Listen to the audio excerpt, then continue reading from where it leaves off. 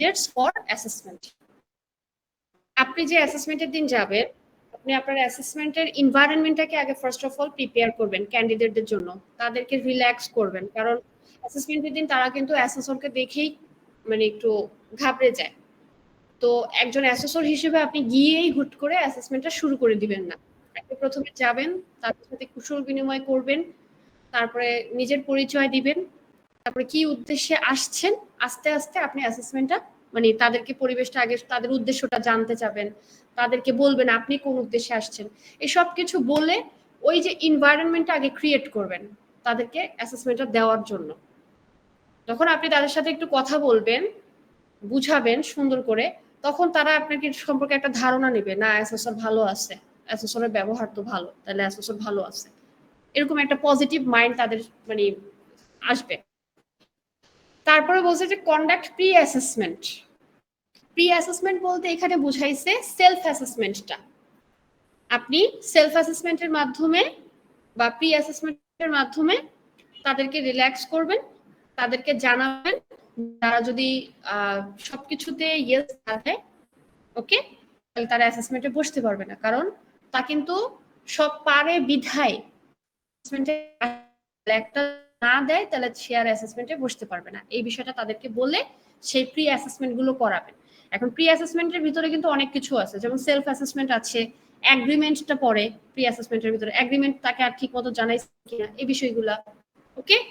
এবার হচ্ছে gather evidence, আপনি কোন কোন সোর্স থেকে তাদের এভিডেন্সটা গ্যাদার করবেন এটা তাদেরকে রিটেন, ডেমনস্ট্রেশন, ওরাল, এর ভিতরে কোন কোন বিষয়গুলো থেকে তাদের কি অ্যাসেসমেন্ট মানে এভিডেন্সটা সংগ্রহ করবেন এই বিষয় সম্পর্কে তাদেরকে জানাবেন। তারপর হচ্ছে evaluate evidence and make the assessment decision. আপনি যে অ্যাসেসমেন্ট মানে এভিডেন্স গুলো তাদের কাছ থেকে কালেক্ট করছেন, ওই এভিডেন্স গুলোকে ইভালুয়েট করবেন। ইভালুয়েট করবেন হচ্ছে আপনার প্রিন্সিপাল রুলস অফ এভিডেন্সের মাধ্যমে। আমি কিন্তু বলছি অ্যাসেসমেন্ট অ্যাপ্লাই করবেন, অ্যাসেসমেন্ট চলাকালীন যতক্ষণ পর্যন্ত আপনি সংগ্রহ করবেন ততক্ষণ পর্যন্ত ম্যাডাম আবার সমস্যা, কথা কাইতে কাইতে আসতেছে।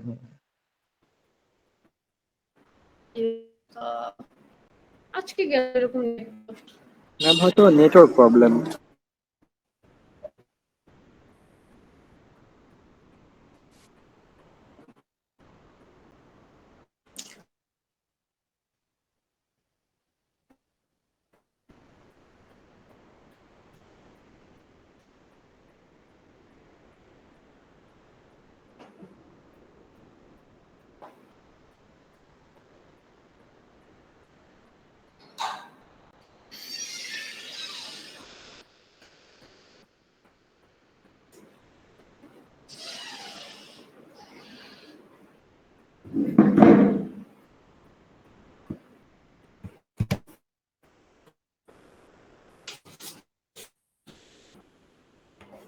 এখন শুনতে পাচ্ছেন? দেখুন তো স্যার ম্যাডামরা এখন কথা শুনতে পাচ্ছেন এখন আগের থেকে অনেকটা বেটার। জি ম্যাম শুনতে পাচ্ছি। জি ম্যাম আগের থেকে better। আচ্ছা ম্যাম এখন পরিষ্কার আসতেছে। আচ্ছা, তাহলে আমরা এখন একটু পড়ি, সেটা হচ্ছে এই evaluate evidence and make assessment decision, এখানে ছিলাম ওকে। তাহলে আমরা বলছি যে আমরা কি বলে এটাকে প্রিন্সিপাল অফ অ্যাসেসমেন্ট, যতক্ষণ পর্যন্ত এভিডেন্স সংগ্রহ করবো একটা অ্যাসেসমেন্ট ততক্ষণ পর্যন্ত অ্যাপ্লাই করব ওকে। তারপরে এভিডেন্স সংগ্রহ করার পরে আমরা যে এভিডেন্স গুলো পাবো ক্যান্ডিডেট থেকে, সেই এভিডেন্স গুলোকে মূল্যায়ন করব রুলস অফ এভিডেন্সের এগেইনস্টে।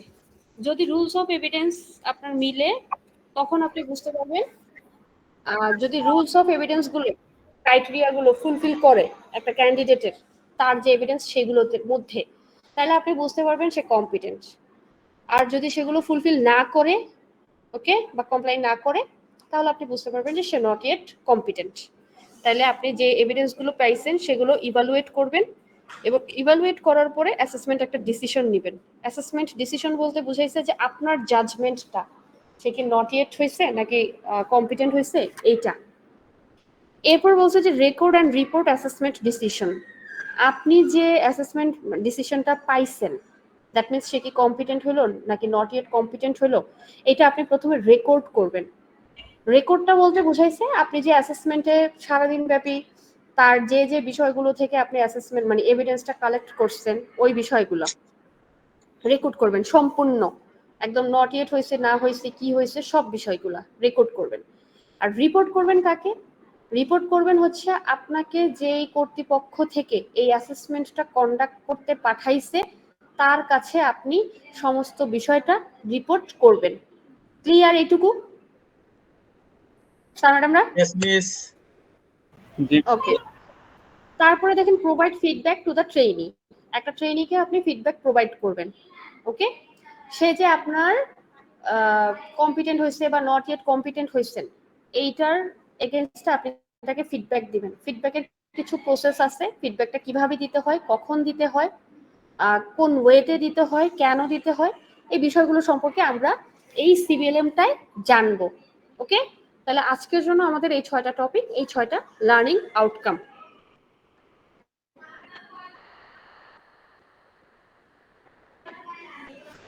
এখানে রাখেন।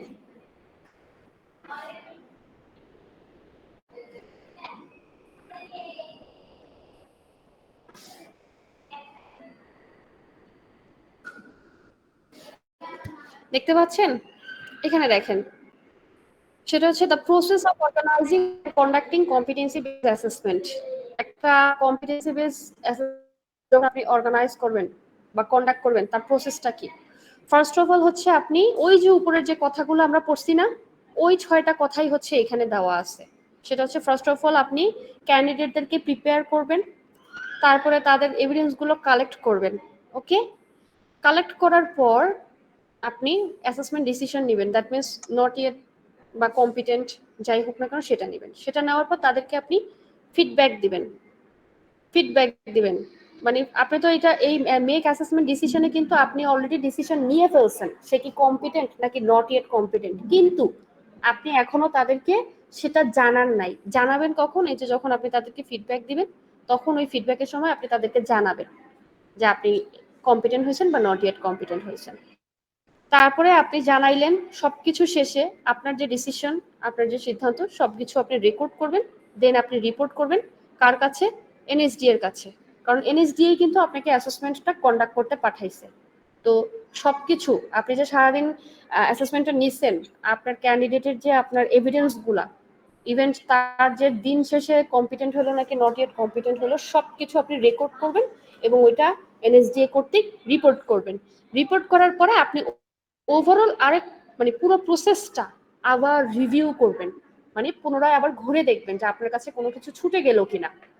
ওকে, যদি ছুটে যায় সেটাকে আপনি আবার সমাধান করবেন। এটাই হচ্ছে একটা কম্পিটেন্সি বেসড অ্যাসেসমেন্টের প্রসেস। যখন আপনি এটা কন্ডাক্ট করবেন, কন্ডাক্ট করা মানে হচ্ছে যখন আপনি অ্যাসেসমেন্টটা নিবেন ওইটা।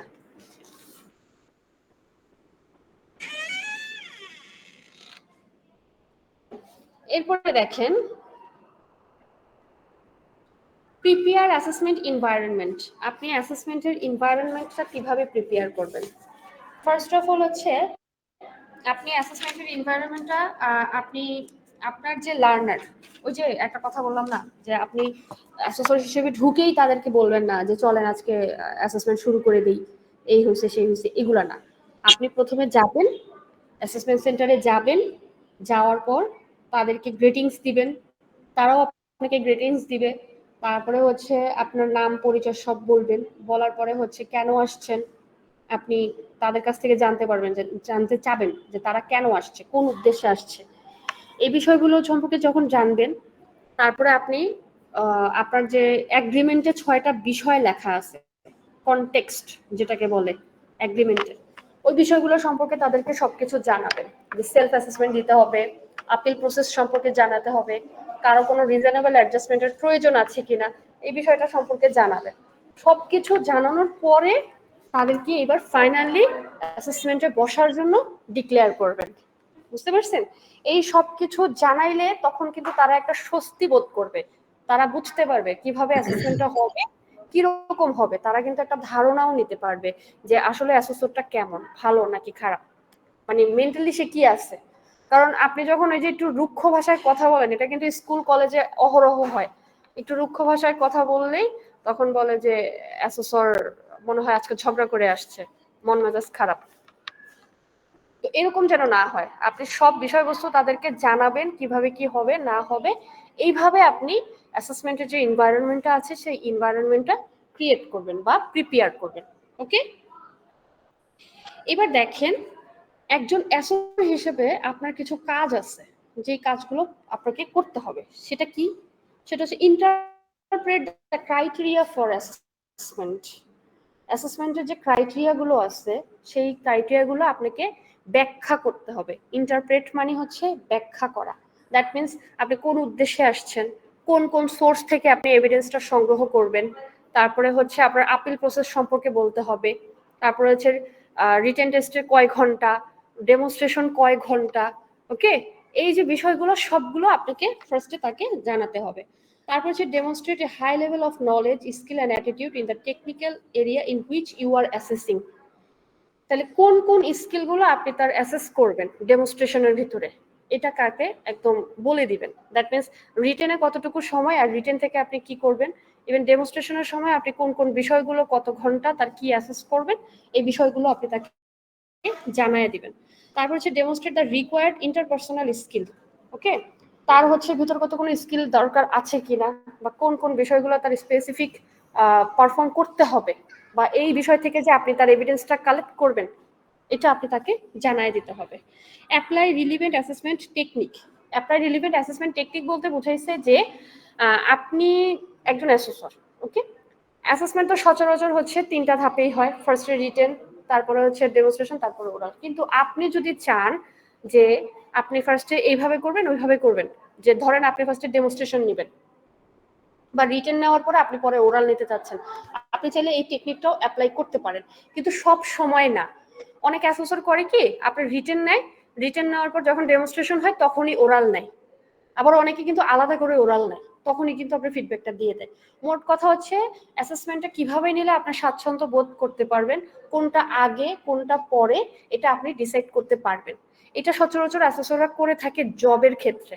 যখন আপনি অনেকগুলো জব একসাথে পারফর্ম করবেন, তখন দেখবে তারা কিন্তু আপনাকে বলে দেয় যে এই জবটা ফার্স্টে আপনার পারফর্ম করতে হবে, তারপরে এটা, তারপরে এটা।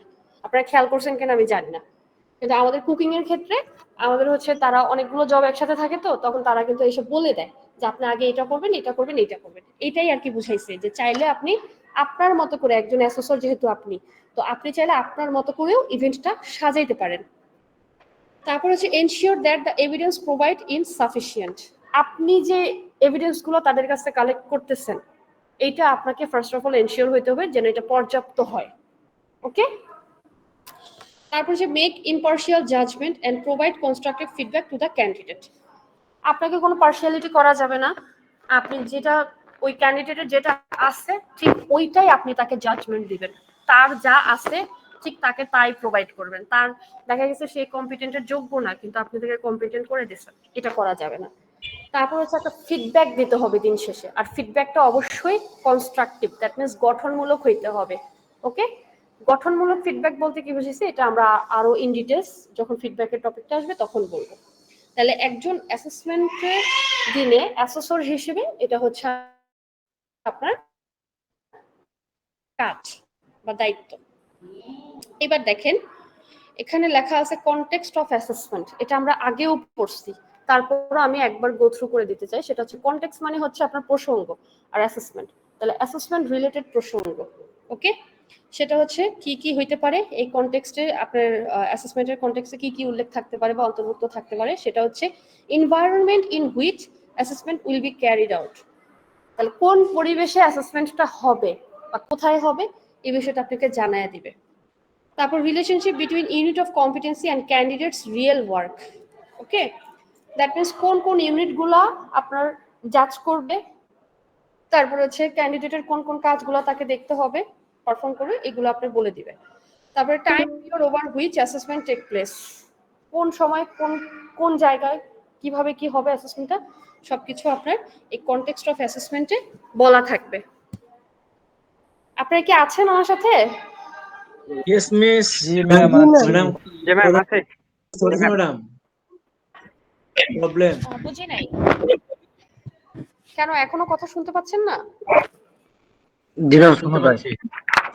ম্যাম আসছে কিন্তু ক্লাস খুব থেমে থেমে আসতেছে। আজকের না, ক্লাস নেট মানে খুব জি স্যার নেট এখন সমস্যা। কি এখনো কাটিং আছে, স্ক্রিন আসতে না কাটিং আসতেছে এবং স্ক্রিন শো করতেছে। আচ্ছা এটা কি দেখতে পরিষ্কার পাচ্ছেন না, না? পরিষ্কার না। আমার এখানে তো পরিষ্কারই দেখা যাচ্ছে।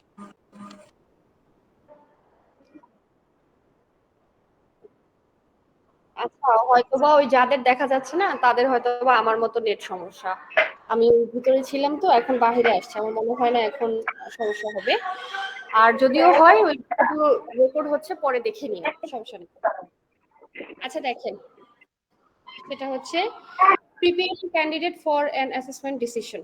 ওকে, তাহলে একজন ম্যাডাম অ্যাসেসর আমরা পরে ক্লাসটা রেকর্ড থেকে দেখে নেব। একজন অ্যাসেসর হিসেবে আপনি না অ্যাসেসমেন্টের একদম বুঝি না ম্যাডাম। কেউ কি আমার কথা বুঝতেছেন না? জি ম্যাম বুঝতে পারছি। বোঝা যায়। আচ্ছা দেখেন কি বলছে, preparing candidate for an assessment event. একটা অ্যাসেসমেন্ট ইভেন্টে আপনি একজন অ্যাসেসর হিসেবে একটা অ্যাসেসমেন্ট ইভেন্টে আপনি কিভাবে ক্যান্ডিডেটকে প্রিপেয়ার করবেন। ফার্স্ট অফ অল এই যে ছয়টা এখানে যে ছয়টা বিষয়বস্তু দেওয়া আছে না, আপনারা যারা অ্যাসেসর পার্টের ডেমো পার্ট মানে করবেন তারা এই ছয়টা বিষয় সম্পর্কে আপনাদের বলতে হবে। আর এই ছয়টা বিষয় হচ্ছে আপনার মেইন। একটা অ্যাসেসরের যদি কনটেক্সট থাকে যে বিষয়গুলো বলতে হয় এই ছয়টা, এখানে পাঁচটা দেখাচ্ছে। প্রথমটা হচ্ছে আপনার ডিভাইড হয়ে যাবে, মানে কনটেক্সট আর পারপোজ একসাথে দেওয়া আছে। ওকে, তাহলে একটা অ্যাসেসরের এই ছয়টা জিনিস একটা অ্যাসেসমেন্টের দিন অবশ্যই বলতে হবে, যেটা না বললে পরবর্তীতে সমস্যা হবে। সেই ছয়টা বিষয় কি, আর এই ছয়টা বিষয় তাকে জানতেই হবে, জানা থাকতেই হবে। সেটা হচ্ছে explain the context and purpose of the assessment. Okay, আপনার ক্যান্ডিডেটরা থাকবে, তারা কোন উদ্দেশ্যে আসছে আর কিভাবে কি করবে এই বিষয়গুলো সম্পর্কে তাদের জানতে হবে। ওকে, তারপর হচ্ছে explain the unit of competency to be assessed and the evidence to be collected. তাহলে কোন কোন ইউনিটগুলো ওই দিন অ্যাসেসমেন্টের দিন আপনি একজন অ্যাসেসর হিসেবে তার জাজ করবেন, দেখবেন, এই বিষয়গুলো তাকে বলতে হবে। দ্যাট মিনস সে যেই পার্টেরই হোক না কেন, ধরেন সে স্কিল পার্ট, তাহলে তার স্কিল পার্টে সে ওই দিন 13টা ইউনিট অফ কম্পিটেন্সির উপর অ্যাসেসমেন্টটা দিতে আসছে, এটা বলতে হবে।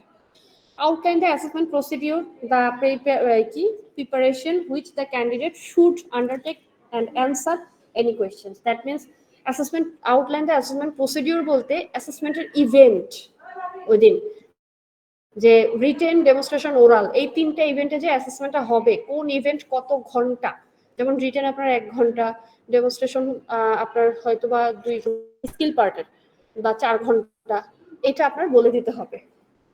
তারপর হচ্ছে assess the need of the candidate and establish any allowable adjustment in the assessment procedure. That means ওই ক্যান্ডিডেটের কোনো রিজনেবল অ্যাডজাস্টমেন্টের প্রয়োজন আছে কিনা সেটাও বলে দিতে হবে। ওকে, তারপর হচ্ছে seek feedback regarding the candidate's understanding of the competency standard evidence required as assessment procedure. তারপরে বলছে যে ফিডব্যাকটা খুঁজবেন যে ক্যান্ডিডেটের কোনো মানে সে যে সন্তুষ্ট কিনা। মোট কথা হচ্ছে এখানে আপিল প্রসেসের কথা বলা হয়েছে। ক্যান্ডিডেটের কাছে আপনি ফিডব্যাকটা খুঁজবেন, সে কি তার জাজমেন্টে, আপনি যে জাজমেন্টটা করছেন সেই জাজমেন্টে খুশি কিনা। আর সে যদি খুশি না থাকে তাহলে সে ওই অ্যাসেসরের জাজমেন্টের এগেইনস্টে আপিল প্রসেস করতে পারবে, এই বিষয়টা তাকে জানাতে হবে। ওকে, এই হচ্ছে 6টা বিষয় বা 5টা বিষয়। এবার দেখেন সাপোর্টিভ এনভায়রনমেন্ট ফর অ্যাসেসমেন্ট। একটা এনভায়রনমেন্টের ক্ষেত্রে সাপোর্টিভ যে পরিবেশগুলো সেটা আপনার বলতে হবে, সেটা হচ্ছে making sure that the environment is suitable for assessment.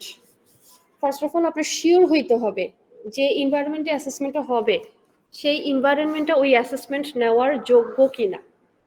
ওকে, তারপর হচ্ছে ensuring that the candidate are relaxed and not too apprehensive. আপনার যে ক্যান্ডিডেটরা থাকবে তারা যেন রিল্যাক্স থাকে। ফার্স্ট অফ অল ঢুকেই আপনি পরিবেশটা নর্মাল করবেন। তাদের ভিতর থেকে যে ভয়টা থাকবে আপনার প্রতি, আপনার ওই কনভারসেশনে প্রথম যে আপনি যে ইন্ট্রোডাকশনটা করবেন, ওই ইন্ট্রোডাকশনে আপনি চেষ্টা করবেন তাদের সাথে একটু খাপ খেয়ে যেতে। তারা যত আপনাকে রিল্যাক্স বা কমফোর্টেবল ফিল করে, তাদের ভিতর যে ভয় ভীতি আপনাকে নিয়ে সেটা যেন দূর হয়ে যায়। তারপর হচ্ছে গ্রেটিং করবেন, ওয়েলকাম করবেন, establishing rapport with the candidate. Greeting করবেন, ওয়েলকাম করবেন, তাদেরকে সবকিছু সম্পর্কে জানাবেন, বিষয়বস্তু সম্পর্কে। এরপর হচ্ছে allowing the candidate time to settle in and feel comfortable. বলছে যে ক্যান্ডিডেটদের আপনি একটু সময় দিবেন। ওকে, সময় দিবেন বলতে দেখবেন আপনাদের অ্যাসেসমেন্ট শুরু হওয়ার কথা হচ্ছে 9টায়, কিন্তু অ্যাসেসমেন্ট শুরু হয় হচ্ছে 10টায়। কারণ অ্যাসেসমেন্ট সেন্টারে অ্যাসেসর আসার পরে বসার পরে আপনাদের সাথে যখন এই যে কনভারসেশন গুলো করে, এগুলো করার পরে তারপরে যখন রিটেন শুরু করতে যাবে, ঠিক তখন কিন্তু আপনাদের আবার বলে যে আপনারা চাইলে ওয়াশরুমে যেতে পারেন 1 ঘন্টার সময়। বুঝতে পারছেন? তাহলে তাদেরকে একটা টাইম দিতে হয়। আপনার যে ক্যান্ডিডেট, সেই ক্যান্ডিডেটকে আপনি একটা টাইম দিবেন যে হ্যাঁ তারা এখন প্রিপেয়ার, এখন তারা অ্যাসেসমেন্টের রিটেনে বসতে প্রিপেয়ার। তারপরে দেখেন inviting the candidate to ask question. অনেক সময় আছেন আপনারা মনে করেন যে অ্যাসেসরকে কোনো কোশ্চেন আস্ক করা যাবে না, কিন্তু এটা না, আপনি অ্যাসেসরকে কোশ্চেন আস্ক করতে পারবেন। তো ওইটাই বলতে চাইছে যে আপনি অ্যাসেসর হিসেবে আপনি তাকে বলতে পারেন, আপনার যে ক্যান্ডিডেট থাকবে তাদেরকে বলে দিতে পারেন যে আপনারা যা বুঝবেন না আমাকে অবশ্যই জিজ্ঞেস করবেন, যে জিনিসটা বুঝতেছেন না। এটাই। তারপরে দেখেন এই রিজনেবল অ্যাডজাস্টমেন্ট আছে।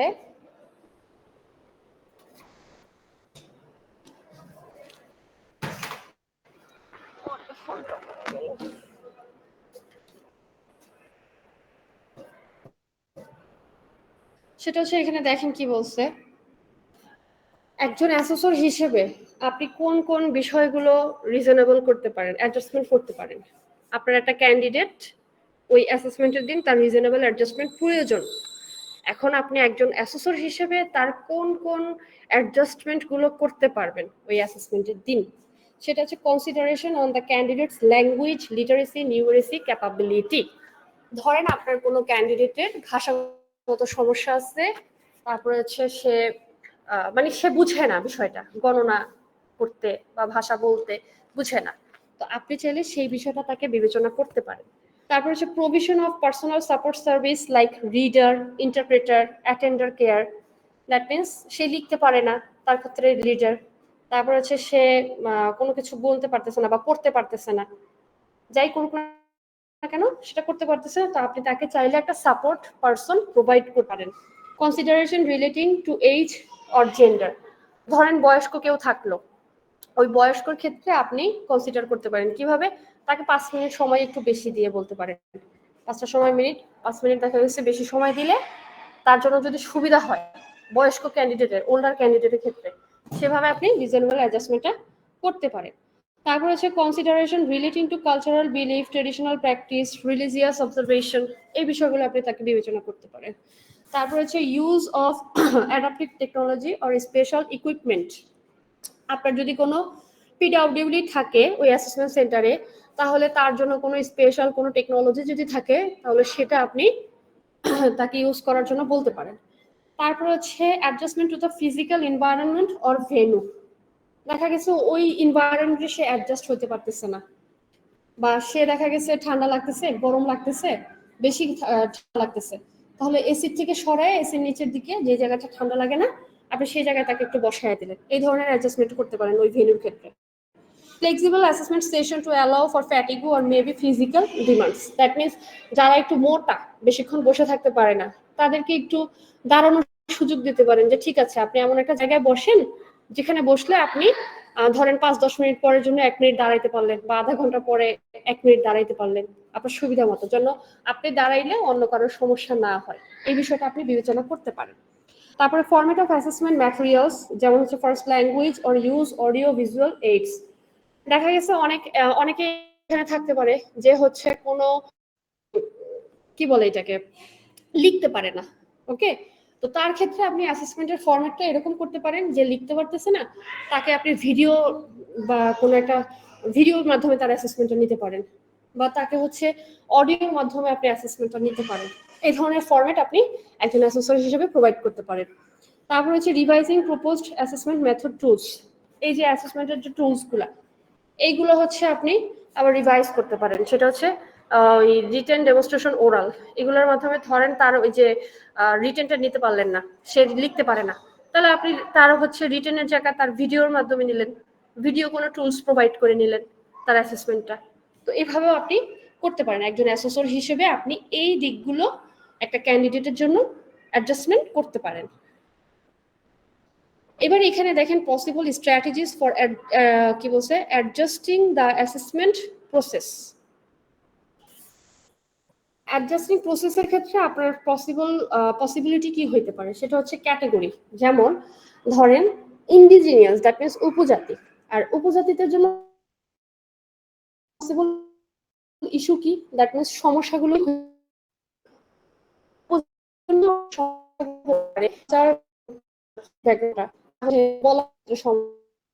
সমস্যা, ক্ষেত্রে সমস্যা, গণনার ক্ষেত্রে সমস্যা, তাদের যে কনফিডেন্স লেভেল আছে ওই লেভেলে সমস্যা। তাহলে এই সমস্যাগুলো সমাধানের ক্ষেত্রে আপনি কোন কোন স্ট্র্যাটেজিগুলো ইউজ করতে পারেন, এটা এখানে এটাই বলা হয়েছে যে আপনি আপনার একটা ধরেন ক্যান্ডিডেট, সেই ক্যান্ডিডেটের ক্ষেত্রে যে সমস্যাগুলো আছে ওই সমস্যাগুলো সমাধানের ক্ষেত্রে কোন কোন কৌশল আপনি অবলম্বন করতে পারেন। তাহলে এই ক্ষেত্রে আপনারা একটু আমার সাথে ইন্টারঅ্যাক্ট করবেন যে ধরেন একটা উপজাতি, হ্যাঁ, এই উপজাতির সমস্যাগুলো যে এখানে দেওয়া আছে,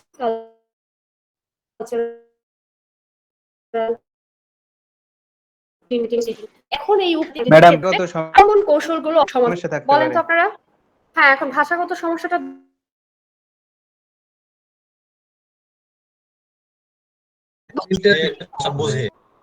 হ্যাঁ, ভেরি গুড। তারপর আর কি করতে পারেন?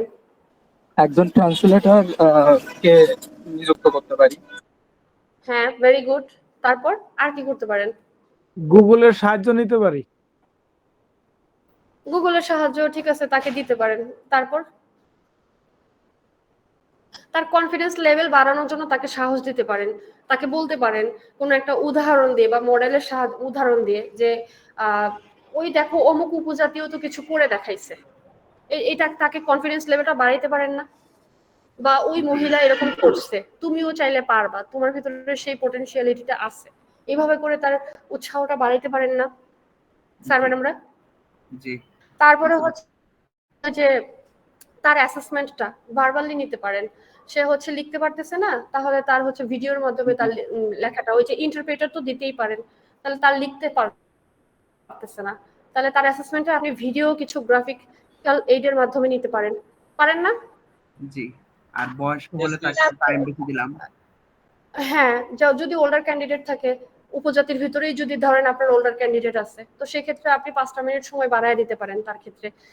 তারপরে হচ্ছে তার লেখার যে সাইজটা, ওই কি বলে এটাকে, প্রশ্নের যে সাইজটা থাকবে সেই সাইজটা আপনি একটু বড় করে দিতে পারেন, পারেন না? অবশ্যই পারি। তাহলে এই যে দেখেন আপনারাই কিন্তু মানে বের করে ফেলছেন।